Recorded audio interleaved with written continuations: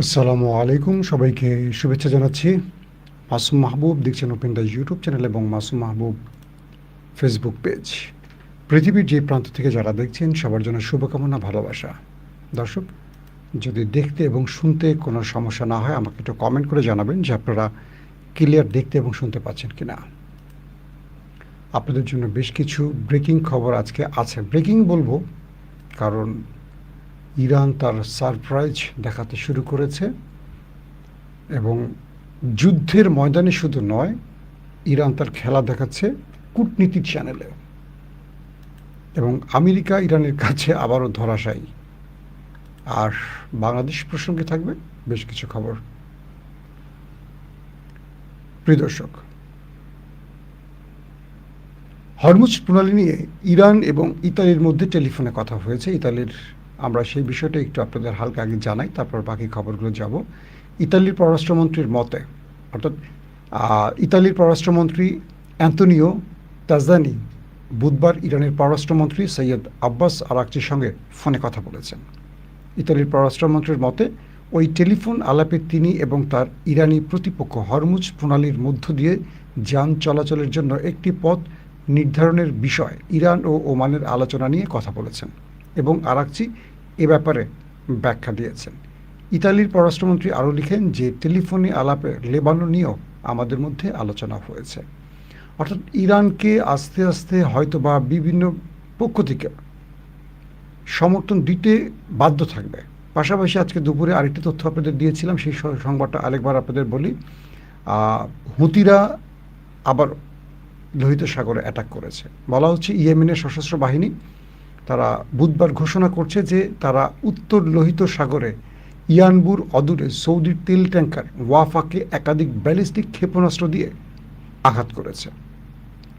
তারা বলছে যে উত্তর লোহিত সাগরে সৌদির যে ট্যাঙ্কার ওয়াফা সেটি তাদের নির্দেশ অমান্য করে লোহিত সাগর ব্যবহারের চেষ্টা করে, যেটা হুতিদের অবরোধের মধ্যে ছিল, নিষিদ্ধ টাইমের, সেটাকে লক্ষ্য করা হয়ে অ্যাটাক করা হয়।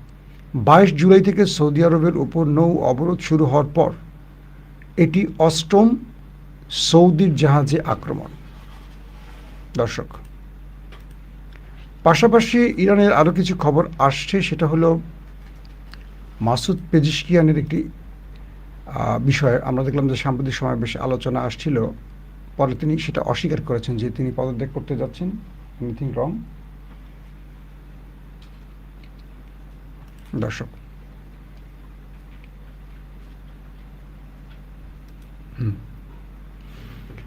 মূল খেলাটা হচ্ছে কোথায় আসলে। আমেরিকা যখন ইরানের সাথে দ্বিতীয় দফা যুদ্ধের জন্য এসছিল,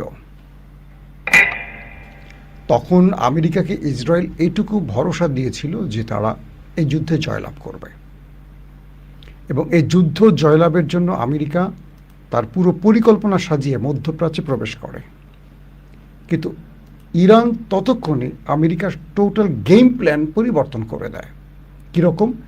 মধ্যপ্রাচ্যে পূর্বের যে অ্যাটাকের ধরন ছিল ইরানের, দ্বিতীয় ফেজে এসে ইরান তার মাত্রা পরিবর্তন করে।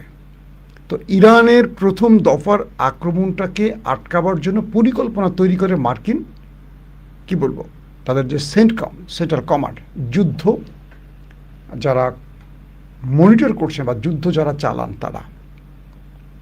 কিন্তু ইরান দ্বিতীয় ফেজে এসে আক্রমণের পরিবর্তন আনে কীরকম? তাদের মিসাইলের পরিবর্তন আনে। তো এই মিসাইলগুলো যখন তারা পরিবর্তন আনে, মিসাইলের ধরন, গতিপথ, মিসাইলের অ্যাটাক পলিসি, তাদের প্রতিরক্ষা ফাঁদকে কি বলবো, ফাঁকি দেওয়া, সব কিছু। তো দ্বিতীয় দফা ইরান যেটি করে, প্রথমে মার্কিন তাদের যেই প্রতিরক্ষা সিস্টেম, তার আগে রাডার সিস্টেম ধ্বংস করে ফেলে এবং এই রাডার সিস্টেমগুলো যখন ইরান ধ্বংস করে তখন আমেরিকা বুঝে উঠতে পারছিল না কি হচ্ছে। এমন এমন মিসাইল মারে যে মিসাইলগুলো ইন্টারসেপ্ট খুব একটা সহজে করতে পারতো না। প্রথমে কিছু ফেক, দুর্বল, কম দামি মিসাইল মারে। সে মিসাইলগুলোকে যখন প্রতিহত করতে, ইন্টারসেপ্ট করার জন্য আমেরিকা ব্যস্ত থাকে থার্ড বা প্যাট্রিয়ট দিয়ে, তখন ইরান তার ভিন্ন গেম, শাহেদ ড্রোন ইউজ করছে বা খুররাম শহর ইউজ করছে বা আদার্স খেবার সেখানে ইউজ করছে, করে তারা কী করলো, আমেরিকার প্রতিরক্ষা মানে তাদের যে রাডার সিস্টেম ধ্বংস করে ফেলছে, আর্লি ওয়ার্নিং সিস্টেম ধ্বংস করে ফেলছে, এরপর থার্ড প্যাট্রিয়ট ধ্বংস করছে। তো আজকে আমেরিকার অনেকেই বলছেন যে ইরানের সাথে এই যুদ্ধে আমেরিকা যত অভিজ্ঞ বড় দেশ হোক না কেন, কৌশলে আটকে গেছে, পাশাপাশি কূটনীতিতেও আটকে গেছে। কীরকম কূটনীতিতে আটকে গেছে? আমেরিকা এতবার চিল্লাচিল্লি করে, ডোনাল্ড ট্রাম্প এতবার চিৎকার করেও এখন পর্যন্ত ন্যাটো কিংবা ইউরোপীয় সাহায্য পায়নি। এক ইসরায়েল ছাড়া আমেরিকাকে একটি দেশ সাহায্য করে নাই, একটি দেশও না। তারপর তুরস্কে হয়ে গেল ন্যাটো সম্মেলন, যে ন্যাটো সামিট হলো তুরস্কের, সেখানেও ন্যাটোকে আশ্বস্ত বিশ্বস্ত, ন্যাটোকে চেষ্টা চাপ সব দিয়েছে। ইউরোপকেও ট্রাম্প বুঝিয়েছে এই যুদ্ধে তার অবস্থা বা তার জয়ের সম্ভাবনা বেশি, কি কি করবেন সব জানালেন। আজকে আমেরিকাকে দিয়ে কিছু মেসেজ বাংলাদেশকেও দেব। ইউরোপ এতটা বোকামি করেনি এবার।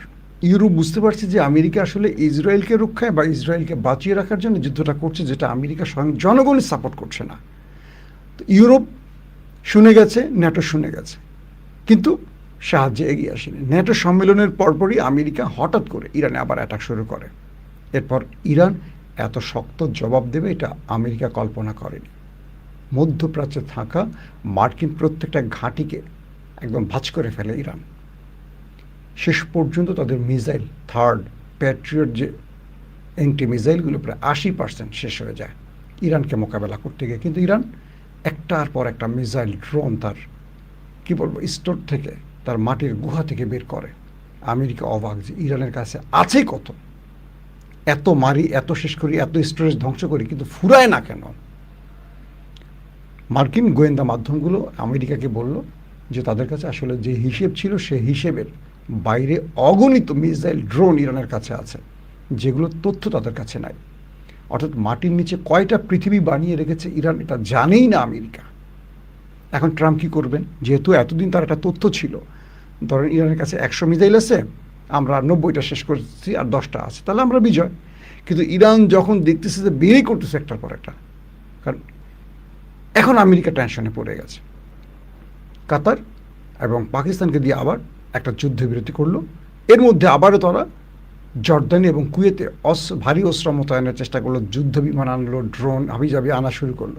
ইরান দিল সারপ্রাইজ অ্যাটাক। এক অ্যাটাকে দিলে সেগুলো আবার ধ্বংস করে, যুদ্ধ ছাড়াই ইরান নিজেই অ্যাটাক করে সেগুলো ধ্বংস করে দিল। ট্রাম্প গেল মহাবিপদে পড়ে। তারপর ঘোষণা দিলেন একটা বৃহৎ অ্যাটাক করবেন, ইসরায়েল আমেরিকা মিলে পুরো ইরানকে মাটির সাথে মিশিয়ে দেবেন। ইরান বলল ওকে ফাইন, আসো, তাহলে পুরো মধ্যপ্রাচ্যের মাটির সাথে মিশিয়ে দেব, তোমার ঘাঁটি মাটি কিচ্ছু থাকবে না। ট্রাম্প তার জনগণকে বলল দ্রুত দেশ ছাড়ো, মধ্যপ্রাচ্যে যত মার্কিনীরা আছে দেশ ছাড়ো। আরবরা বলল তুমি তোমার জনগণ নিয়ে, তোমার ঘাঁটি নিয়ে সরে যাচ্ছ, আমার দেশের কি হবে? আমার দেশ থেকে তো তুমি আক্রমণ করে আমাকে বিপদে ফেলছো, এখন আমার দেশের কি হবে? পরে সকল রাষ্ট্র মিলে ট্রাম্পকে চেপে ধরলো। এক রাতের নাটকীয় উত্থান পতন সব মিলে ট্রাম্প তার যুদ্ধটা আবারও স্টপ করলো। ইরানকে বলল আসো এবার আলোচনা করি। ইরান বলল ফাইন, আমার সাথে আলোচনা লাগবে না, তুমি তোমার মধ্যস্থতাকারীকে আশ্বস্ত করো, কারণ আমি তোমাকে বিশ্বাস করি না। তুমি এখন আলোচনা করবে, একটু পরে আক্রমণ করবা, তুমি আমার সাথে আলোচনার যোগ্য নও। এই পরিস্থিতিতে ইরান আর আলোচনায় বসলো না, কিন্তু ট্রাম্প এখনও বলে যাচ্ছে যে আমার সাথে দেশটির কথা হচ্ছে, এই হচ্ছে সেই হচ্ছে, বুগিযুগি। কিন্তু ইরান বলছে না, আমরা আমেরিকার সাথে কোনো চ্যানেলে কথা বলছি না, বাট আমাদের কাছে কিছু প্রস্তাবনা আসছে, সেই প্রস্তাবগুলি আমরা ভেবে দেখছি। কিন্তু যে আমরা আমেরিকার সাথে বসবো না, কারণ আমরা আমেরিকাকে এই বিষয়ের জন্য বিশ্বাস করি না। তারপর আমেরিকাকে ইগনোর করে, পাশ কাটিয়ে ওমানের সাথে চুক্তি করে ফেললো ইরান। কি চুক্তি? হরমুজ প্রণালী এখন এই দুটো দেশের কন্ট্রোলে থাকবে, একটা দেশ দিয়ে ঢুকবে, একটা দেশ দিয়ে বেরোবে। সকল জাহাজ, কার্গো ট্যাঙ্ক যা যা আছে, তেল বা জ্বালানি বা পণ্য নিয়ে একটা দেশ দিয়ে ঢুকবে, একটা দেশ দিয়ে বেরোবে। ইরান দিয়ে ঢুকবে, হরমুজ দিয়ে কী বলে ওমান দিয়ে বেরোবে, অথবা ওমান দিয়ে ঢুকবে, হরমুজ দিয়ে কী বলে ইরান দিয়ে বেরোবে। তাহলে কী হবে? এই দুই দেশ যৌথ মেনটেন্যান্স ফি নেবে, তারা নিরাপত্তা দেবে, সকল সামগ্রিক বিষয়ে দুটো দেশ দেখবে। এই দুটো দেশ যে টোল পাবে বা যেই মেনটেন্যান্স চার্জ পরিষেবা পাবে সেটা দুটো দেশ ভাগ করে নেবে। এটাই ছিল ইরানের মূল গেমটা। এই গেমে এখন ট্রাম্প দেখে তার কোনো অবদান কিচ্ছু নাই। ট্রাম্প এখন পড়ছে মাইনকাছি পায়, কারণ সাগরটা হলো ইরান এবং ওমানের, একটা পাশ ইরান, একটা পাশ ওমান। তাহলে এখানে আমেরিকার কাজটা কি? আমেরিকার কোনো কাজটা, ইরান বলছে তুমি এখানে কে, তুমি 10,000 মাইল দূর থেকে এখানে আসছো কেন, গো তুমি চলে যাও, তোমাকে এই অঞ্চলে আমরা আর দেখতে চাই না। এবং ইরান, কয়েকটি মাধ্যম বলছে যে ইরান সাম্প্রতিক সমাজে আমেরিকার উপর অ্যাটাকগুলো করছে, তার প্রধান কারণ হলো মধ্যপ্রাচ্য থেকে এখান থেকে আমেরিকাকে খেদাতে চায়। কয়েকটি তথ্য আসছে এরকম যে ইরান আমেরিকাকে যে মারছে, মুসলিম বিশ্বের বেশ কয়েকটা দেশ ইরানকে নেপথ্য থেকে সাপোর্ট দিচ্ছে। এটা হলো সবচেয়ে বড় খুশির খবর আপনাদের জন্য। মানিটা কি আসলে? মানিটা হলো ইরান, তুরস্ক, পাকিস্তান, সৌদি আরব, মিশর এদেরকে নিয়ে তলে তলে একটা সামরিক জোট করতেছে, যেটা ন্যাটোর স্টাইলে। ন্যাটো যেমন তাদেরকে রক্ষার জন্য, ইউরোপ বা পশ্চিমা দুনিয়াকে রক্ষার জন্য তারা এই সিস্টেমটা তৈরি করছে, ন্যাটো সামরিক জোট। এবার তারা কি করতেছে, ইরান, তারা একটা মুসলিম সামরিক জোট করার প্রস্তাব দিয়েছে। তো এর মধ্যে ইরানের সাথে তুরস্কের টেলিফোনে কথা হচ্ছে, দুই দেশের প্রতিরক্ষা মন্ত্রীদের মধ্যে কথা হয়েছে, দুই দেশের পররাষ্ট্রমন্ত্রীদের মধ্যে কথা চলছে। তো সব কিছু নিয়ে শেষ পর্যন্ত ইরান এগিয়ে চলছে, অর্থাৎ মধ্যপ্রাচ্য থেকে শুধু আমেরিকাকে তাড়াবে না, ইসরায়েলকে একা করে ফেলবে, এক ঘরে করে ফেলবে। তো ইরানের এই চালগুলি এখন বুঝে গেছে ট্রাম্প, যে আসলে তো হরমুজ দিয়ে খেলছে। হরমুজ হলো ইরানের জন্য নিউক্লিয়ার, তার আর ওই নিউক্লিয়ার বোমা বানানো লাগে না। সে যে নিউক্লিয়ার, হরমুজকে দিয়ে নিউক্লিয়ার খেলা খেলছে, এতে পুরো বিশ্ব থমকে গেছে, অবাক হয়ে গেছে, পরাজিত হয়ে গেছে আমেরিকার মতো শক্তিশালী দেশ। দর্শক, তো ইরানের এক চালে আমেরিকা এই লড়াইতে পুরোপুরি পরাজয় নিয়ে শেষ পর্যন্ত ফিরে যাচ্ছে। শীঘ্রই তাদের মধ্যে আবারও আলোচনা হবে এবং আমেরিকা এই যুদ্ধে আর কিছু পাচ্ছে না। তবে ইরান আশ্বস্ত করছে আমেরিকাকে, 60 দিন আমরা কোনো পরিষেবা বা টোল নেব না, 60 দিন পর থেকে আমরা এটা নেওয়া শুরু করব। এখন আমেরিকার এইটুকুই অর্জন, ইরান 60 দিন নেবেন, এখন টোল পিটাবে। আমি ইরানকে বাধ্য করেছি 60 দিনের জন্য টোল নিতে। ভাই, আপনি বাধ্য করেন নাই। ইরান তো এই জন্মে কখনোই টোল নেয় নাই। 60 দিন পর থেকে যে ইরান টোল নিবে, এই টোলে ইরানের রিজার্ভ বা বিলিয়ন বিলিয়ন ডলার যে ঢুকবে, দেশটার অর্থনীতি আবার চাঙা হবে। এই অর্থনীতি চাঙা হওয়ার ফলে কী হবে জানেন? ইরানের ঘরের মধ্যে কি ভয়ঙ্কর ভয়ঙ্কর অস্ত্র তৈরি হবে, যেটা আমেরিকা ইসরায়েলের ঘুম হারাম করে ফেলবে। দর্শক, আরেকটি গুরুত্বপূর্ণ খবর, দেখি এটা বেশি বড় করে ফেললাম কি না। জেরুজালেম বিষয়ে যৌথ অবস্থান গঠনের জন্য জর্দানে আরব ও মুসলিম পররাষ্ট্রমন্ত্রীদের বৈঠক। জর্দান, মিশর, সৌদি আরব, আলজেরিয়া, তিউনিসিয়া, পাকিস্তান ও ইরাকের পররাষ্ট্রমন্ত্রীরা জেরুজালেমে ইসরায়েলের বিষয়ে সিদ্ধান্ত নিতে একটা জরুরি বৈঠক ডেকেছেন এবং সেখানে ফিলিস্তিন রাষ্ট্রের প্রতি সমর্থনপূর্ণ ব্যক্ত করেছেন। একটা ভালো খবর এটি। জেরুজালেমের ভিতরে, অর্থাৎ যা কিছু ইসরায়েল করছে, এটার বিরুদ্ধে এই রাষ্ট্রগুলো আজকে এই বৈঠকটিতে বসছে এবং তারা একটা স্বাধীন ফিলিস্তিন গঠনে কি কি করা যায়, এই বিষয়গুলো নিয়ে আলোচনা করেছে। দর্শক, আসেন বাংলাদেশ প্রসঙ্গে এবার কিছু খবর দিতে চাই। আমি একটা ভিডিও আপনাদের দেখাই, দেখেন তো আপনাদের ভিডিওটা দেখতে ভালো লাগে কি না, আগে একটু বলে নেই। আচ্ছা, আপনারা বলেন তো বাংলাদেশের জুলাই এক দফার ঘোষককে, কমেন্ট করেন, আমি আপনাদের কাছ থেকে একটু কমেন্ট আশা করি। আমি চাই এই কমেন্টগুলো বাংলাদেশের রাজনীতিবিদ যারা রাজনীতি করেন তারা একটু দেখবেন। বাংলাদেশের প্রতিটি গণমাধ্যম মোটামুটি পুল তৈরি করে এবং তারা সেই পুলে সবসময় ভোটাভুটি করে। আপনারা দেখবেন কি ভোটাভুটি করে, যে আপনি এটার পক্ষে না বিপক্ষে, এটার পক্ষে না এটার সমর্থনে, মানে এরকম দেয় না। তো একটা ভিডিও দেখেন আপনারা, আপনাদের সবচেয়ে প্রিয় একজন ব্যক্তি, বাংলাদেশের এই মুহূর্তে সবচেয়ে জনপ্রিয় এবং সবচেয়ে প্রিয়, শুধু আমার ছাড়া সবার প্রিয় বোধহয় ব্যক্তিটা।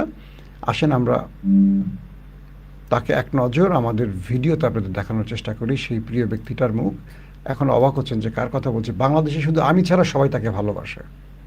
সেই ব্যক্তিকে আমি এক নজর দেখাতে চাই। আসেন। তিনবার বলছে আমতার তিনবার বলছে না এই আমি ব্যবসা করি ধরলেন তাহলে লাভ হইল না। এখানে কেমন ধরবেন, কেন ধরবেন? সে আপনাকে আমতার বলছে, আপনি তারা কলার ধরলেন, তো এটা আপনি তো নগদই তো তার মানে ই করে দিচ্ছেন, মানে আপনি আমার কলার ধরছেন, আমি তো কলার ধরছি।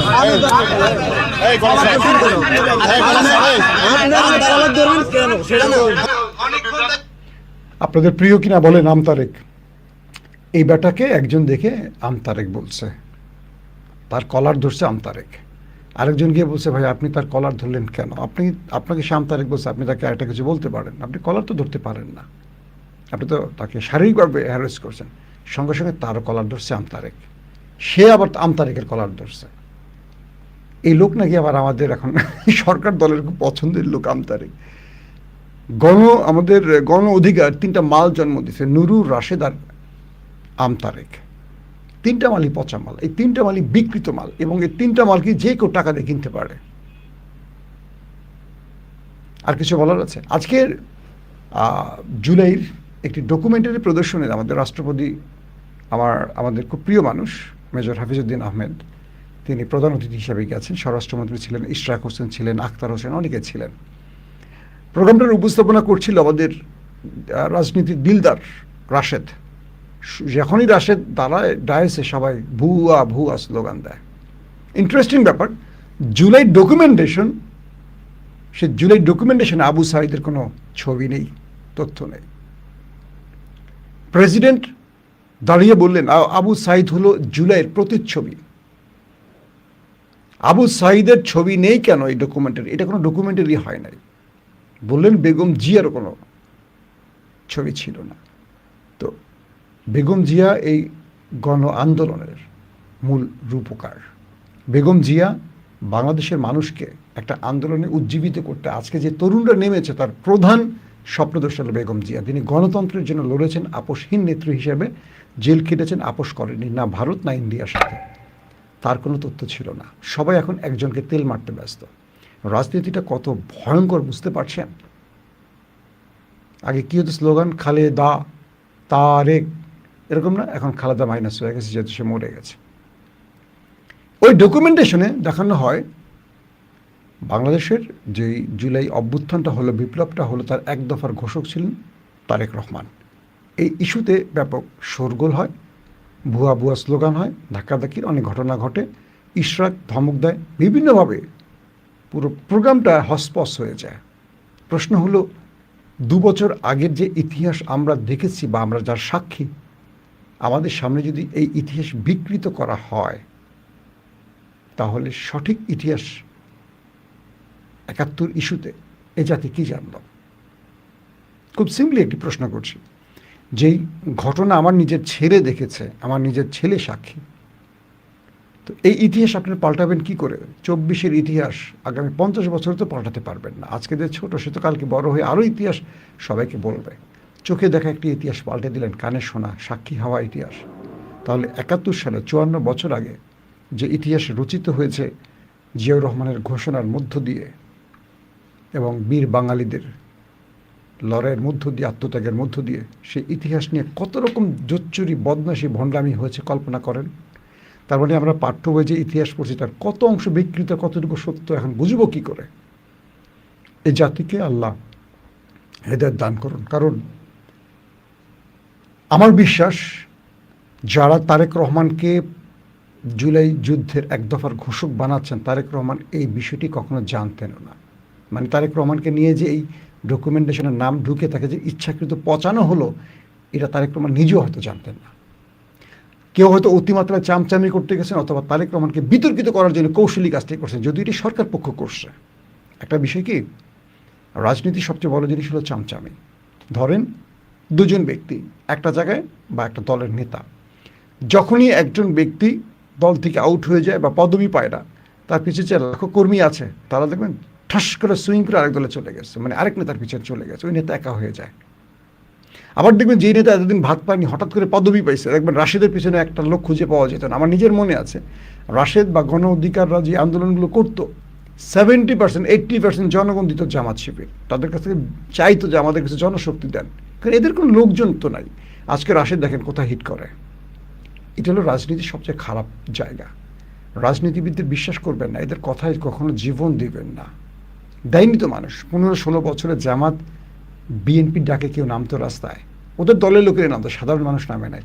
সাধারণ মানুষ নামছে আমাদের এই নাহিদদের ডাকে, নাসিরউদ্দিন পাটোয়ারিয়া, সার্জিস হাসনাত, আসিফদের ডাকে, নেতাদের ডাকে নামে না। কাউকে চিনি তো নাই, ছেলেদের আমরা চিনতাম, তাদের ডাকে নেমে গেছে, অজস্র মানুষ প্রাণ দিয়েছে, রাজনৈতিক নেতাদের ডাকে নামে না। আসেন 1 জুলাইয়ের আমাদের এক ত্যাগী পরিবারের ছোট্ট একটা বক্তব্য আপনাদের শোনাতে চাই। এই বক্তব্যটা আসলে আমি শেষ করতে চাইবো এই ভিডিওটা দিয়ে। এখন জুলাইয়ের যে ইতিহাস নতুন করে লেখা হচ্ছে, সেই ইতিহাস আমি জানি না তারেক রহমানকে যারা পচালেনি কৌশলে, এটা কিভাবে মানে এই বিষয়টিকে এখন তারেক রহমান নিবেন, এটা আবার মাথায় একটা প্রশ্ন। একটা দলে তিনি একটা ভাইটাল পদে ছিলেন, বা তিনি রাষ্ট্রের এখন প্রধানমন্ত্রী, তাকে মানুষ এইভাবে তার দলের লোকরা পচালো, এটা আসলে মানে স্বাভাবিক। আমরা এখানে আন্দোলনে এসে আমি আমার ভাই আরো আমাদের যারা জীবন দিচ্ছে, আমরা সবাই মাইল করছি দেশের জন্য। আমরা আর কেউ জীবন দিতে আসবো না, দেশের জন্য কেউ জীবন দিবেন না। আমি ছাড়া আমার মায়ের দুনিয়াতে এখন কেউ নাই। আমি এখন ঘর থেকে বের হলে আমার মা সবসময় ভয়ে থাকে, আমার মা সবসময় ভয়ে থাকে। কই আমি তো দেখি না আমার মায়ের পাশে দাঁড়ানোর জন্য কাউকে, বা আমার পাশের জন্য দাঁড়ানোর কাউকে আমি দেখি তো না। আমার তো একটা ভাই নাই, আমি তো ফোন দেই, কই আমার ভাই তো আর এখন ফোন রিসিভ করে না। আমার মা ফোন দেয়, আমার ভাইয়ের একটা ফোনের অপেক্ষা থাকে, ভাই কই, কাউকে তো দেখি না। সবাই সবার মতো সবকিছু নিয়ে ব্যস্ত। আমরা অনেক আশাবাদী নিয়ে জুলাই সনদের জন্য, গণভোটটার জন্য আমরা ছিলাম। আমাদের এগুলো আপনারা নষ্ট করেন না। একজন ভাই হারানো বোন কাঁদছে, যারা জুলাইয়ের লড়াইয়ের মাঠে ছিল, তার ভাই হারিয়ে গেছে সারা জীবনের জন্য। তার বোন কাঁদছে আর বলছে জুলাই ধ্বংস করে দিয়েন না। তারা গণভোট দিয়েছে, জুলাই সনদের বাস্তবায়ন দেখতে চান। রাষ্ট্র কোন দিকে হাঁটছে আর বিপ্লবীরা কোথায় গেছে, এই কথাগুলো বলতে আসলে ভালো লাগে না। কেন ভালো লাগে না জানেন? এই কথাগুলো হাসিনার আমলে আমরা বলতে বলতে তিক্ত বিরক্ত হয়ে পরে একদম থেমে গেছি, যে রাষ্ট্র যেদিকে যা যাক।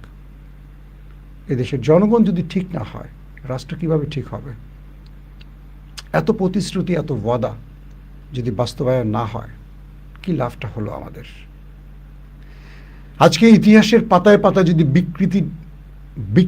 বিকৃতি কিংবা অসচ্য মিথ্যা ঢুকে যায়, তাহলে সেই ইতিহাস লিখলে বা পড়লে কি লাভ এ জাতির? ক্রেডিট ছিনতাই করার রাজনীতি খুব খারাপ। বাংলাদেশের প্রতিটা মানুষ যে সত্য জানে, তার বিপরীতে দাঁড়িয়ে আপনি যদি একটা মিথ্যা ইতিহাস লেখেন, আপনি জাতির কাছে ভিলেন হয়ে যাবেন। 2 বছর আগে ঘটে যাওয়া প্রত্যেকটা ঘটনা মানুষের চোখের সামনে এখন জল করে ভাসছে। এর মধ্যে যদি আপনি আবার জাতিকে নতুন ইতিহাস শেখাতে চান, বোঝাতে চান, পড়াতে চান, জাতি আপনাকে সত্যবাদী না মিথ্যাবাদী হিসেবে চিনবে। এটা 54 বছর আগের মিথ্যা কোনো ঘটনা নয়। আপনি 71, আমি দেখিনি, আমার জন্ম হয়নি, আপনি যা বলেন আমি তাই শুনি। সত্য কি মিথ্যা কতটুকু জানি না। 24 তো আমি দেখেছি, আমার সন্তান দেখেছে। আশা করব একটা সুন্দর বাংলাদেশ গড়ার জন্য বাংলাদেশের সব পক্ষ এক হবেন। তারেক রহমান যে কথাটা বারবার বলেন, যে জুলাই অভ্যুত্থান বিএনপির না, কারো দলের না, সবার। এদেশের আম জনতা, মেহনতি মানুষ, শিক্ষক, ছাত্র, প্রত্যেকটা মানুষের ত্যাগের বিনিময় জুলাই। এখানে কোনো মাস্টার মাইন্ড নেই, তারেক রহমান বলছেন। অথচ দেখেন সেই দলের লোকরা তারেক রহমানকে পচাচ্ছে কীভাবে, ডকুমেন্টেশনে বিকৃত করে। আবু সাইদের ছবি নেই, বেগম খালেদা জিয়ার ছবি নাই এই ডকুমেন্টেশনে। এটা আমাদের জন্য লজ্জার। যারা নিজের ঢোল পিটাতে চান বা যারা নিজেকে ইতিহাসের হিরো বানাতে চান, মনে রাখবেন ইতিহাস কেউ নিজেরটা নিজে লেখে না, ইতিহাস লেখে অন্যরা। আপনি নিজেকে ভিলেন বানাবেন যদি নিজেকে নিয়ে মিথ্যাচার করেন। এ দেশের জনগণ যদি আপনাকে হিরো বানায়, আপনি হিরো। যেমন আমাদের শহীদ ওসমান হাদি হিরো, সে কখনো মরবে না, প্রতিটি মানুষের হৃদয়ে আছে। যেমন শহীদ প্রেসিডেন্ট আমাদের জীবনে, আমাদের এই জাতির হিরো বেঁচে থাকবে। যেমন বেগম খালেদা জিয়া আমাদের হিরো। এই দেশের মানুষের সার্বভৌমত্বের এক কি বলবো অতন্ত্র প্রহরী ছিলেন বেগম খালেদা জিয়া।